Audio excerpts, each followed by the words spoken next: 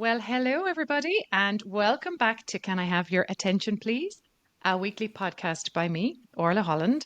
As an adult female with late diagnosed ADHD detected during the perimenopause, I decided to start this podcast series with the aim of helping others. We know there are hundreds of thousands of women out there with undiagnosed ADHD, many of whom will be heading into perimenopause and menopause with no idea of what's about to hit, and hit it will with a bang. So, ladies, I'm asking you to send this out to all your female friends. I do believe this is something we all need to talk about and we all need to know. I am simply here to inform, to guide, and hopefully inspire you to advocate for yourself to live the life that you do deserve. So, in this week's episode, I am very, very excited to be bringing you our second ever interview. This time, we are going to hear from Karla Farrell, who is an ADHD life coach, who also has ADHD. So, I'm really looking forward to hearing all about Karla's story and her thoughts on ADHD in Ireland today. I'm also really looking forward to talking about coaching as a very effective tool for ADHD. I tend to focus more in this podcast on, recognizing the symptoms and thinking about getting a diagnosis. But I love the fact that this week we are going to talk about one of the very effective treatments that is out there, and I am a huge fan. Now, before we come to that, I do need to get the little legal bits out of the way. So, as always, you can find me on Spotify under Orla Holland, or Facebook and Instagram. I'm even on TikTok and YouTube. So, as I said, please do share this with your friends. This is all about sharing information, resources, and bringing you the latest research from trusted sources. But as always, I will say I am not a health professional. All opinions I share are my own, and I do take particular care to share only from trusted sources. But I'm only human. I can get that wrong too. So if I do get something wrong, please do get in touch directly with me and I'll rectify it immediately. So, with all of that out of the way, I am so happy to welcome Karla to our podcast. Karla Farrell, as I mentioned, an ADHD life coach from Leap Forward Coaching. Karla, you are very, very welcome. We are dying to hear your story. So go ahead and tell us, Karla, tell me about your early years, I suppose, about the lead up to getting your diagnosis and getting your diagnosis of ADHD. Yeah. Yeah, it is a long time ago. I feel like my story is sort of slightly different to what I hear more nowadays because it's a lot about late diagnosis and stuff. Whereas I'm 48 now and I was diagnosed when I was 19. Yeah. Yeah, my early years, I suppose, it sounds really cliched, but I did feel different, but I never thought of anything what might come after that. Mm. Different than just been very sort of daydreamy and sort of in my own world a lot, overthinking, thinking a lot. So just always thinking, basically. And of Yeah. course, I suppose, I think I did have a lot of sort of anger, sort of impulsivity kind of stuff going on. So my parents, I was actually talking to my mom recently about this because I did have to ask her, God, what was that again? What did you remember? But Yeah. she was actually listening to Pat Kenny live on the radio and heard they were talking about ADHD and they were talking about the symptoms and the traits and stuff. And all she could think of, that's Karla. That's exactly what she is, how she is. Wow, God, I can't believe this is happening. So, I think I don't know, some of the anger she might have put down to that, just be blurting things out when you're angry, this kind of impulsivity, Yeah. sensitivity that we kind of probably, a lot of us have as ADHD people. So I think that was really coming out. And just that sort of sense of being all over the place and disorganized, sort of,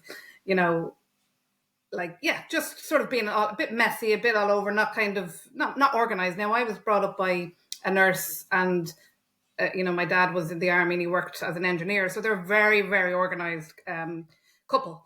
So they just thought it was other things like teenager hormones. They thought it was just like she's just Yeah. rebelling.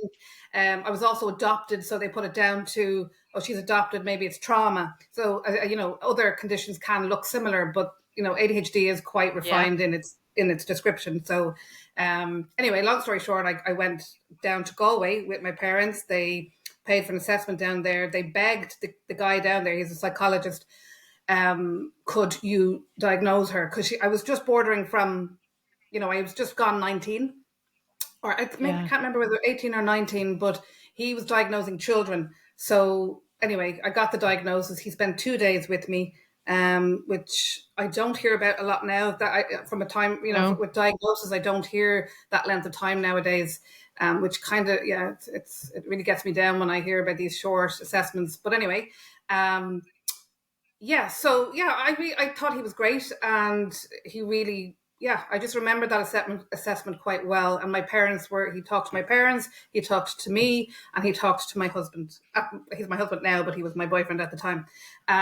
So yeah, that's how it all came out, and for me, it was a big relief, and it was like, wow. So yeah, and it was just the Mm. reaction. I was very lucky. I had very supportive parents who were sort of making me feel good about that, kind of saying, look, this is something great. This is a new beginning for you. This is something we're gonna help you with. We'll work through this. We'll find out more about it. And at the time, there wasn't a whole lot out there, but they did reach out to, there was the charity ADHD Ireland at the time, who were working mainly with children at the time. So we went to conferences and stuff like that, and I just sort of tried to get in with them a little bit. Just to understand what was going on, really. And I wasn't given any follow up after that. It was just literally, there's a prescription for medication. It was a neurologist at the time that gave me the prescription, and he sent the letter to the doctor, and that was it. And ever since then, my doctor's been great. And I know most people don't have that experience, and nowadays people are all kind of trying to cover themselves. They're not sure, there's not enough education and awareness Hmm. around it, and even back then there wasn't either. But I just got lucky with my GP. And there are some really good GPs out there, and there are some ones that are still need to know a bit more, need to be educated a bit more. But so I know, I'm meeting ADHD people all the time through the coaching, so I do hear the stories, Yeah. and it Yes, of breaks my heart. course. But yeah, so that was me. And yeah, and ever since then, I suppose you go through different things when you get diagnosed. Some people, it's a roller coaster of emotions, really. Um, yeah, and I suppose just having the support is huge, and having the education is huge, and the awareness was massive for me. And then along the way, I took a break from from the actual label, because you feel you're attached to this label. Yes. And then I took my break away from it, and then I realized I had to go back to it because things were surfacing for me, daily. As you get older, you're faced with more challenges, more responsibilities, more people in your life, more relationships. Just yeah, that's it. So you're constantly learning how to manage situations and emotional situations. Bearing in mind that but it helped knowing that I had this condition. So it helped me and kind of stop myself in my tracks a little bit more, and getting the right help, like counselling at the time, was therapy. There was no such thing as, well, there was a coach, but I hadn't been introduced to that. But it was just, yeah, a little bit of therapy. A good therapist was helpful to get it all out.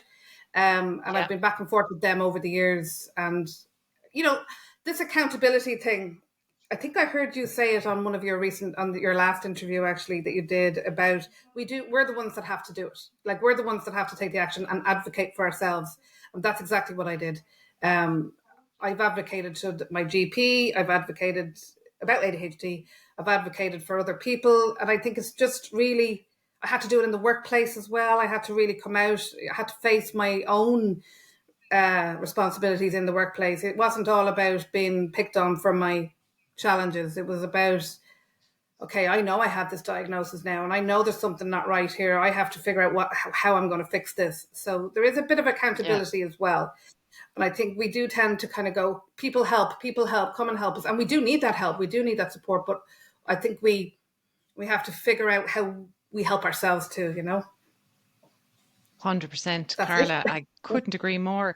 I know it's amazing. That's an amazing story. I love actually your story because it is unique to, a lot of the people I suppose that will be listening to the podcast and getting in touch with me are late diagnosis. So it's actually great to hear someone who's been living with this for nearly 30 years and to Yeah. hear, your own experience of it and what you've had to do. I mean, you have had a very unique in a way and a very positive experience. Fair play to your mom, can I just say? And Mm. Pat Kenny. We got it. We got it. Credit where credit is due. We got to give Pat a bit of credit Yeah. there. But We're especially your back now. mom and for Yeah, because I mean, then, in the 90s, there wasn't that many girls being picked up. Whatever about how few boys were being picked up, they were Mm. generally the very obvious or more severe cases, but there was very few girls being picked up. So it's amazing that you got that. I think it's brilliant. I really, really do. And to Yeah. be, if I had one wish, for the world, it would be that, anyone with ADHD is picked up as young as possible because even at your stage at 19, you talked about you'd already struggled and you were struggling with things and you didn't know what was wrong with you and you felt there was something Mm. wrong with you, but you couldn't put your finger on it. That's exactly what every single ADHD person I've spoken to has described. Mm.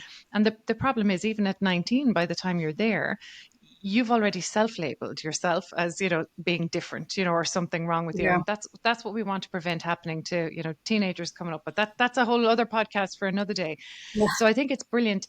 And the other thing I just wanted to pull on that you talked about, yes, that self-advocacy, in an ideal world, it would be, that there are all these resources handed to us. You talked about being handed your prescription and then it was sort of like, off you go now into the wilderness and good luck with that. And you Yeah. know what?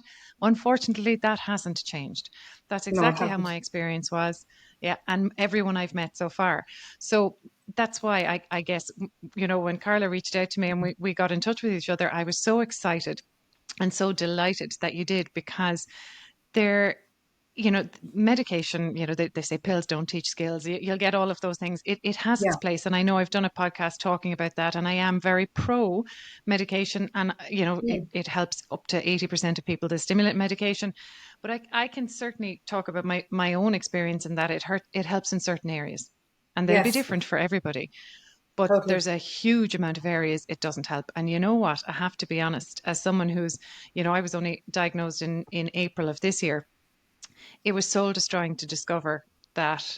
Well, first it took me three different types of medication till I found one that worked, but then to discover that it wasn't a magic pill, even though I know everybody told me that and I had done all the research, I still Mm. thought just maybe, it would flick a switch that would make everything so much easier, but it Yes. doesn't. It just, I need to figure out the areas that I need to work on for myself. Absolutely. And I'm that's actually in exactly that how I space felt. of, Yeah. You do. yeah, You have to, you're yeah, kind of, it's kind of just going along, it does help you a little bit. It does stop. I think it might help with yeah, distraction at times. It depends. Everyone's different yeah, and not everything works for everybody, and everyone's on different things. But for me, yeah, as you said there, for me, it's just experimenting and kind of seeing what you can do versus, what you can't yeah, do. How you have to put in the work really to see. And you do know, I did notice myself as well that things were a little bit easier. But yes, it didn't help. There were sort of little side effects as well where you'd sort of, if my medication worn off, I would be sort of a bit exhausted or I'd be a bit like sluggish again, yeah. You can but it would crash. get me through a few Yeah, hours. Yeah, it would get me through a few hours of the day. Definitely. yes. Yeah. Absolutely. The way I was describing it, actually, only in a conversation today, it was like thinking about a big jumbled up ball of wool that's, full of knots and all. That's my normal brain. The medication helps it to look a little bit more like an organized ball of wool. So I can pull out, various different strings and they're sort of my thoughts and I can follow one through Mm. all the way to the finish. So it's great for that and for focus and for work and things like that. Unfortunately, what didn't happen, which I was hoping would happen, was that my house would be sparkling clean and tidy and, Mhm. an absolute like organizer's dream. No, I know. that hasn't happened at all. Yes. No, it's a constant struggle. Sometimes you got it and sometimes you don't. It's just you've got like some days this ADHD is not going away. It's there with us, and Yeah, we manage it. We learn to cope on different. On a good, there's good days like everything. There's good days and bad days. So you can have your good ADHD days and your bad ADHD days, and yeah, usually we embrace the good ones. And if you can, if you can kind of find a way to just go accept that, look, this is not such a good day. I've burnt myself out. I'm having a very foggy day. Wonder why that is. And what I am noticing, say with clients, it's for me personally, I don't have sleep issues, but a lot of ADHD people have terrible sleep problems, terrible, and it can yeah, really affect their functioning. And I know if I do have a bad night's sleep, pretty much I know I'm not going to be, as you say, what the words are, productive, which I hate that word productive, but I'm not going to yeah, be what you call productive, you know. yeah. So it's a hard one, but we got to embrace the good days when they come. Absolutely. You also mentioned something there earlier, and I thought that was really important to just highlight as well with regards to arming yourself with the information. So the education and the information. And a huge part of that is really learning about how your brain works and then getting to know your own brain and how your Mm. own brain works. And I think the coaching comes into that hugely. And I want to come to the coaching shortly, Yep. but before I do, two Sure. areas I just really wanted to touch on because I would, I'd say I could stay talking to you all night. But the first question I want to ask you was as a mum, because I know you mentioned you're a mum. Have you found parenting as someone with ADHD to be more challenging or more difficult? Or is there ways in which you noticed your ADHD has influenced your parenting, I suppose?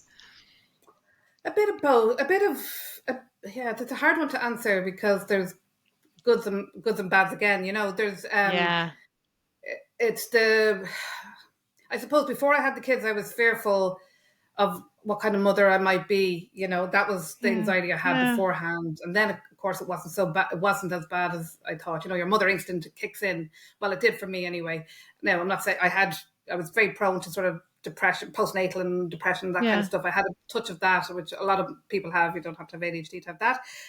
But yeah, I think it's affecting me now a little bit more. As my kids are a bit older, so as you mentioned there about my house is not sparkling, when my kids are getting older and they're starting to comment a little bit more about that. And they're like, when they're going into their other friends' houses and their houses are sparkling and our house is not sparkling, that kind of stuff. Um, I don't want that to upset them because, and they know Yeah. mom has it. They know mom has ADHD and they understand what ADHD is, but they're still quite young and they're getting to grips with it slowly but surely. But they're also in fear that, oh, do we have this as well? So Yeah. I'm kind of going, Interesting. well, Yeah. yeah, it's not. I said, look, it's not a bad thing. It's quite, it's quite a fun thing. We don't get, it's quite. There's a lot of. I'm trying to be positive as much as possible, and there is a lot of positivity. We're quite spontaneous. We're quite an adventurous family. Yeah. We're quite, we like to create fun, So, Yeah. and I think that agrees with my brain. So children were really good Yeah. for me actually, and I will say that they did focus me because they gave me that structure for myself. Now I know not Yeah. everybody listening out there is, think kids are not the answer, because before I had the kids, I had places like college, I had places like work I had to go to. There was some structure in that as well, which helped. So I think having some kind of structure in your life or some kind of accountability of other people does Mm. help, because it's not all about you. Whereas before, when you're growing up with this, it feels all about you. It feels like it's in here. Yeah. And I would be coaching a lot of young people as well. Like, mostly the youngest I coach is 18 at the moment. And they're just coming out of that as well. So at the age where I was diagnosed, actually, but they're coming out of the teens and the confusion and all of that stuff. So as a mom, yeah, I mean, they've been my focus, and they help me switch off from myself. Yeah. Um, and I'm also another part of it is that I'm kind of I need to be a role model as well, and Yeah. it's trying to find that purpose. It's a little bit of a purpose in a way. It's not it's not my only purpose, because I have my interests, my career choices. I have lots of other things. I want to be me as well as a mom. So that is still a journey, I think, especially for an ADHD person, because we're so all over the place. We're so into so many different things. We have so many different interests and Yeah. passions, and we find it hard to follow through with them. And we find it hard to, Yeah. yeah, push through. And when we find something passionate and we can get quite determined about figuring it out and not giving it up. And I'm saying that not just from my point of view, I'm saying it from the people I meet in the support groups, Yeah. people I meet in coaching. We're all trying to figure it out, but we kind of try to figure it. We're overthinking it a lot. So we need to sometimes Yeah. just stop. So my kids help me stop a little bit. So it's finding that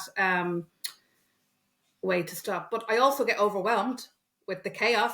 Yes, of course. Yeah. um, and we naturally, like, there's, even when I'm not with the kids and I'm at work, or I'm just trying to get through my day when they're gone to school, I get overwhelmed with my duties as a mother, my housework, my whatever, it's just any of my responsibilities and my agenda, my plans, my ideas, my projects. Very ADHD language there. I'm talking. We want to do a lot of things at once. Yeah. So that's really what that's what I'm doing in the coaching, I suppose, is trying to create that. But also, I need to create that for myself as a mum too. Absolutely. And I think it's really interesting, Carla, that as a coach, helping people with ADHD, that you also have ADHD. It's that walk a mile in my shoes sort of, and Yeah, I'm a huge believer in that. You will understand it, that also one of the things that comes with ADHD is we tend to be quite empathetic people anyway. So we do yeah, find, we can sometimes can find it quite easy to, to put ourselves in other people's shoes and understand how they are feeling. But yes, certainly, being someone with ADHD yourself, it's going to be an enormous help, for others. mm, But like you say, it doesn't mean you're immune to all of these things. You're human too. So I think that's really interesting because I would share very similar thoughts when it came to parenting. I worried hugely. And I had no diagnosis. I used to say phrases like, how in the name of God am I going to look after children? I can't look after myself. That mm, was the thoughts that was kind of the running thoughts in my head. When I first became pregnant with Joe, who's now 16 and Kieran is 13. So I've been mm, through all the various phases, and I would absolutely echo what you say in I'm definitely like the fun parent. I, will all the spontaneity, just drop everything and tear off to whatever, because it's fun. And my poor husband has to pick up all the pieces and be the sort of yeah, more grounding and authoritative parent in it. And it has always fallen into that way. And look, we've been lucky that has tended to work, quite well. I'm sure there's been frustrations more on his part than mine throughout the years, but it mm, it's not always going to be that easy, in relationships and certainly, in families. I one of my children is neurodivergent. He's diagnosed with ADHD, and the other I suspect is neurodivergent also. yeah, So I think we have the family sort of works quite well with, around that because we almost understand each other's brains, from that exactly. Yeah, perspective.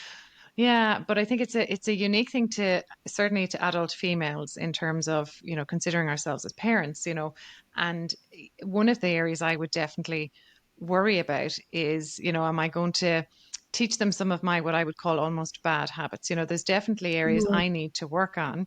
And I think that you mentioned that kids can really focus here. I think that's a really good I suppose segue into the coaching side of it because I mentioned before that I'm obviously a fan of the medication side, but it only helps so much.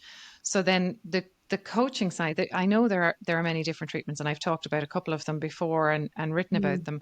And I'm a huge fan of coaching for the ADHD brain because of the fact that it just sort of ticks all the right boxes in terms of where it mm. sits and how it operates and how it allows our own brains to be creative and to come up with the Yes, answers. I definitely. find it excellent. So, yeah, and I think that's just a really interesting one because sometimes we can go into coaching thinking, oh, I need to do it for X, Y, Z, but actually, there might be, and actually, I know a life coach can massively help you determine actually what are the areas I genuinely need help with. What are the ones that Mm. are really going to make me happier?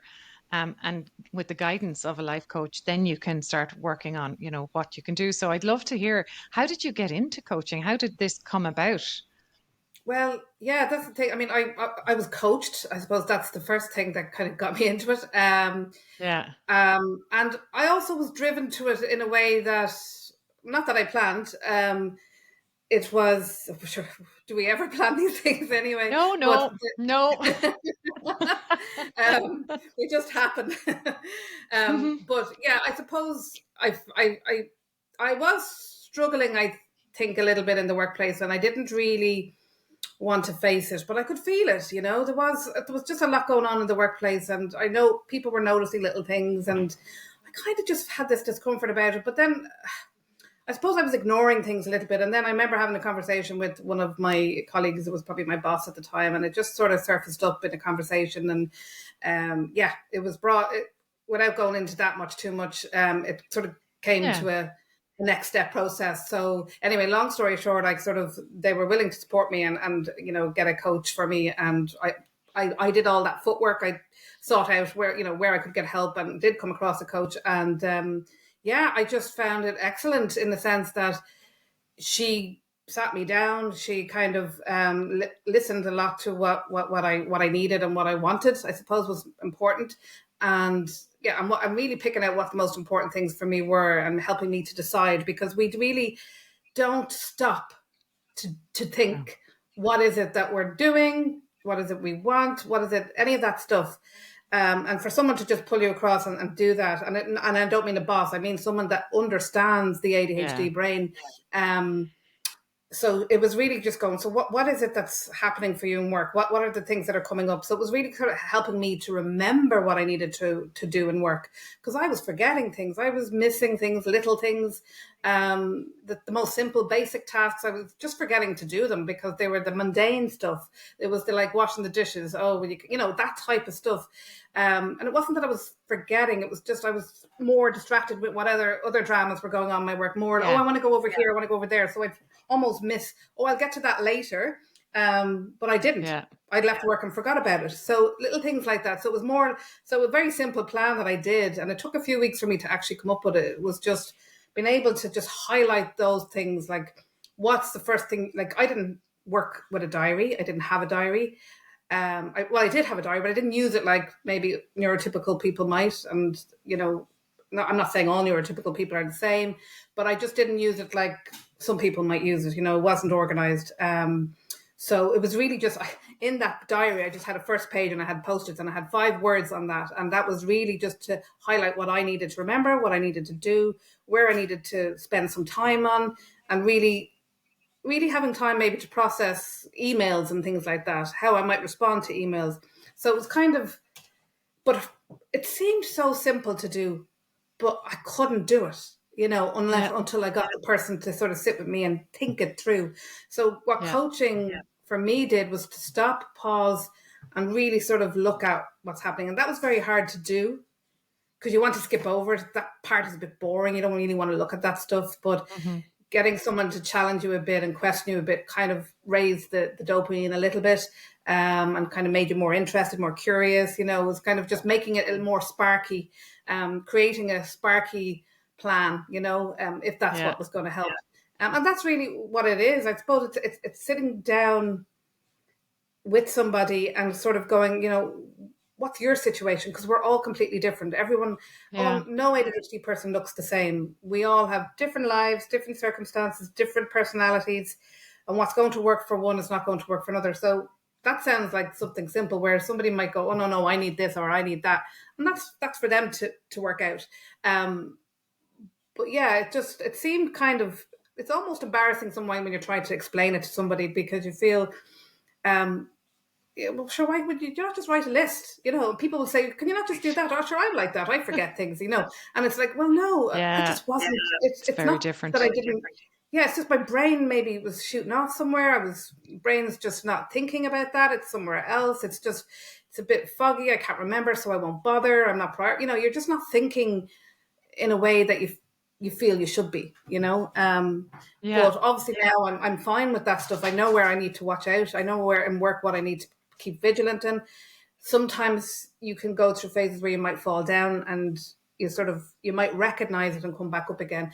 But I suppose just with coaching, sometimes there's a bit more to it than that. There's a lot of people coming for different things, different relationships, as you say. They're coming they want structures for studying. A lot of students want you to help them build a structure for them. And you have to explore a lot more with them what's going on. Like, it might be an environmental change that they need. It might be something that they just haven't thought of, but yet it's right in front of them. So it's just really finding what's going to work for them. Maybe it's somebody that's a support person you need. Maybe it's you need to, it's really shortening tasks, helping them to break down everything for them. But it takes a while. It's a big process, and it's a hard process for someone with ADHD to sit through because some people we're quite impatient people, and we're perfectionists. And I'm not saying everybody's like that, but I'm meeting a lot of people who say I'm a perfectionist. And and I would never describe myself as a perfectionist, but when I Yeah. think about it, I won't do the job if I think it's not going to be completed or done to the way I want it done, you know? There you go. Yeah. So I might avoid doing it, you know? Absolutely. I would relate. Oh, I never said I'd be a perfectionist. You must be joking. I just won't do it because it's not going to be perfect. Yeah. Totally. That's exactly the definition of a perfectionist. I would never have thought that. It's interesting. And people think we're Yeah. lazy. Well, it's not a laziness. It's sometimes we're just not able to put ourselves into that. Like, is this going to be a good day or a bad day? And if you sometimes you just don't know, and it can take a while to sit there and process. No. How is my day going to be? Where is my brain right now? Am I going to be able to do that task? And then it's you've got to just go, well, can I do, if I could just get one task done today? And sometimes that's enough. Yeah. So when I'm in coaching, it's kind of like helping them choose what would be the easiest task. How are we going to build this scaffolding for you? So it's really coming from Yes. them. They put in the work, they give the information out.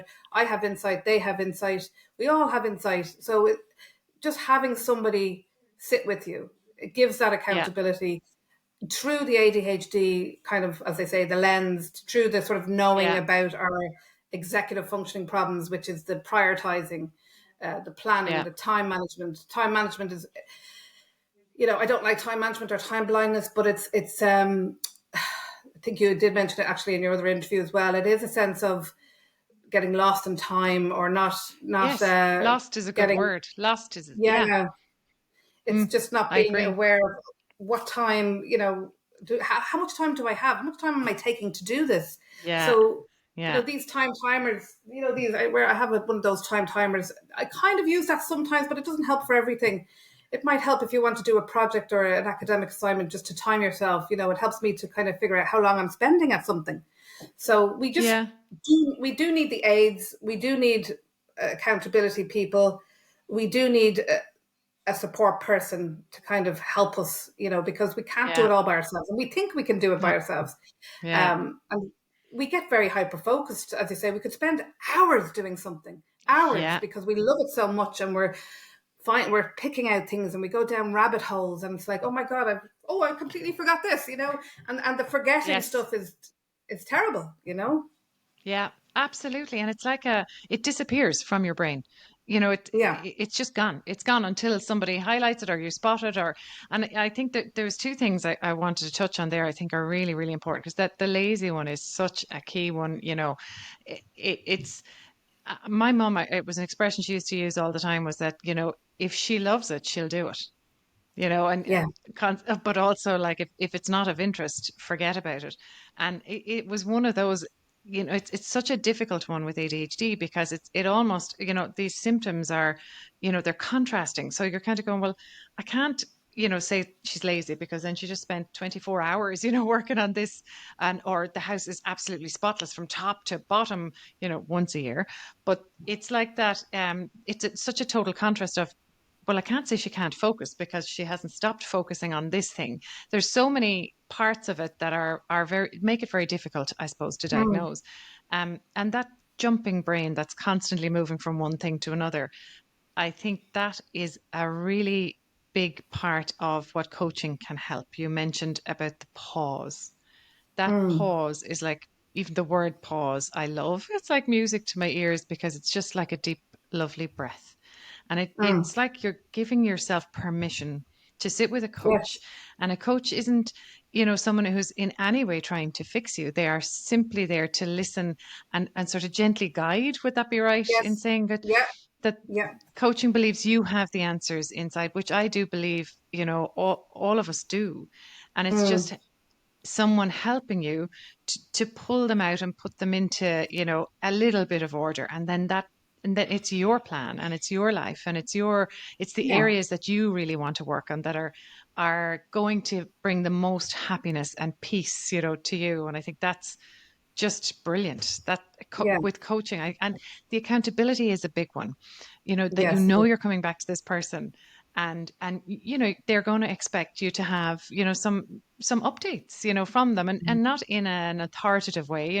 This is it's an equal lovely relationship, but you don't want to let them down. You don't want to let yourself down. mm. So there's something lovely about that, definitely. Yeah, And it the thing is, works. Orla, like Yeah, and you know what? I'm not saying people don't know what to do. We do know what to do. And what I hear a lot of the time is, I know what to do, I just can't seem to do it, or I don't Yeah. do it. And that is the Yeah. bit that is hard to explain. Like, and you know, the Yes. accountability helps.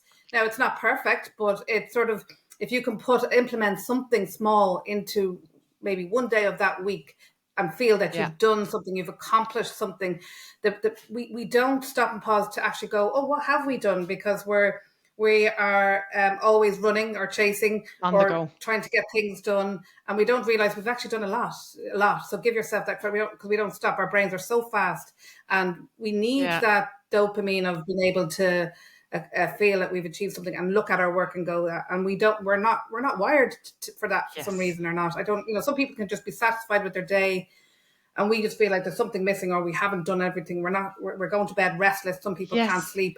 Like, oh, what am I missing? I know there's something I was supposed to do today. What was it? You know, so it's really kind Yeah. of shorten the list, um, and figure Yeah. out how that list is going to work for you. Some people like the visual, some people like the audio. So what coaching will explore those different brain Yeah. processing styles. It looks at you a little bit deeper and a bit more about how you are as a person. So it's because we're all different again. And we all can pick up tips and tricks and tools from others, and and that's good. And we can all, that's helpful. Support groups are amazing for the emotional regulation. Now, I coaching doesn't do the emotional stuff. It will understand it and it will work with it, but it's not a therapy. So I Yeah. suppose some people come in with depression and anxiety, and sometimes Yeah. it's up to, as a coach, I'll figure out if that person does need more therapeutic intervention. They might come back to coaching, or they might have had the therapeutic and realize that's actually, it's not therapy I needed. It's actually, I want to move on. I want to be in action. So coaching will help them get into the action, Yeah. but it'll take a bit of time. Takes a few weeks for them to build up a kind of a momentum. A momentum is Yeah. the motivation. I actually prefer the word momentum than motivation, because momentum is sort of a Yeah. consistency. Motivation is just like, because we do get a lot of motivation, but yet we lose it quite quickly as well. Yes. Um, Yes. so it's hard. It is hard, and I don't know if we have time to sort of get into. I know you were mentioned the menopause at the beginning, and the perimenopause stuff. That's another Yeah. part of it for women, particularly, where those symptoms can worsen, I suppose. But Yeah. if you know what to do and you know where to go, we explore all these kind of things. Yeah, It's brilliant. I suppose I've done a lot of research on menopause myself, because I've had to face it myself, and I think, Yeah. and I've had women who come to me in coaching, by the way, to say that they're going through it, and I'm like, oh my god, I'm not a menopause expert, I don't really know, but and they're saying that that some of them have said they've got diagnosed with ADHD while in menopause, and some people have said, look, I definitely got worse in menopause. And look, we've lost our estrogen, so it does get worse. But it sounds very Yeah. boring. But what I have learned is, in my experience of going through that, is that, and it is boring for me, but the exercise bit, movement doesn't have to I be at the gym. I knew It you were just going to say it. Yeah, it's so boring. But you're I right. don't do it. Yeah. I don't do running, walking. Well, I love walking, but I don't do running, and I don't go to the gym. But I find if I'm doing mindful movement, like sort of just even Fabulous. running, walking to the shop and back, or walking here, walking there, or running up and down the stairs, or just sort of stretching or yoga, Yeah. whatever. Just something that I Just can keep my movement. body. Yeah, it really helps, and breaks, and getting up off the desk, just all that kind of stuff. Yes. Resetting the brain. So, Yeah. and then of course the other stuff, I suppose, yeah, most women will have to go on HRT. Unfortunately, I can't go on Yeah. that, so I've had to explore alternatives, which have helped actually, with the mood. Brilliant. So there is options out there. They will put you on other things, but it has to work, I suppose. You just have to keep Yeah. exploring those kind of things, and Yeah, lots of water, lots of good food, all that kind of stuff. Yeah. And Diet and exercise. I always said if somebody could come up with a pill called diet and exercise, it would just sell in the millions, you know. It's one answer all because our it questions. helps everything. Yeah, Yeah, it does. I actually I would say it was my go-to treatment for my ADHD, you know, and you know, I've said it many times, mine absolutely worsened in menopause, and that's how I discovered my ADHD. And the one thing, you know, it's sort of black and white for me is that the days that I do my exercise, I feel better, I sleep better, I make better Yeah, choices, I can think better, I'm happier. And the yeah. days I don't, the opposite is true. And it's just as simple as that. And look, I can't always do it. You know, I'm a mom, you know, I have my own parents to look after, you know, with family or wife, and, you know, all sorts of things to do. So it Mm, doesn't always happen. But I think learning that it had that impact has made me prioritize it more. Whereas prior to the ADHD diagnosis, I only ever exercised for weight loss. That's the honest to God truth. Even though I liked mm, it when I did it, I would always let it drop. And yeah, you know, inevitably, I was always regaining the weight and you know going through, and that's a whole other podcast topic that I will definitely be touching on. definitely. But Yeah. this time, I've just really embraced the exercise for my dopamine, like for my head and my happiness, and it makes all the difference. I don't care if I have a Twix with a cup of coffee later on that day, even Mm, though I've done an hour's exercise that morning. I absolutely don't care. I will still go and do it. Whereas that would never have happened before. If I'd had, you mm, know, the Twix to me, it would have been, oh, you've broken your diet now. It's game over. It's no point exercising. You may as well go back to all your old habits. So the exercise has a massive impact on our brains and our happiness, yeah, and your motivation. It impacts everything. mm. And you mentioned sleep earlier as well. Sleep is a huge part of Oh, it's it's that massive. sort of yeah, you know, and it's a circle, isn't it? We need the good exercise, the good food, Yeah. and the good sleep. You know, they all sort of work together hand in hand. And when one And goes, the the thing rest with can fall. Yeah, and it is a bit worrying because ADHD does have a lot of people do have those sleep issues. Menopause brings on sleep issues as Yeah. well. Um, and you know, I went through some surgery recently, and that had sort of an element of sleep problems. And I did actually experience it quite quickly, the sleep thing. And I was going, God, is this surgery or menopause or what is it? You know, because I don't normally have sleep problems. So it was a bit of both, I was told. So you know, if someone with ADHD does have those terrible sleep issues, and um, it, it's really important to do the sleep hygiene. Like that's Yes. so important, and to find that sleep hygiene. And it does again sound boring. And I recently talked to a support group about this, and you know, you kind of some people will say, "Oh, look, you just have to do this and this, and do that. This is a good routine." But not everyone has the same routine. Everyone has different hours of Yeah. work, different routines, different situations. But what I would say, you know, I'm not a day sleeper. So if I lose sleep, I'll either just go lie on the bed and just rest, pause, rest, rest, rest, rest. Yeah. It just sort of calms down. You know, boring again, meditation. Some people find it boring.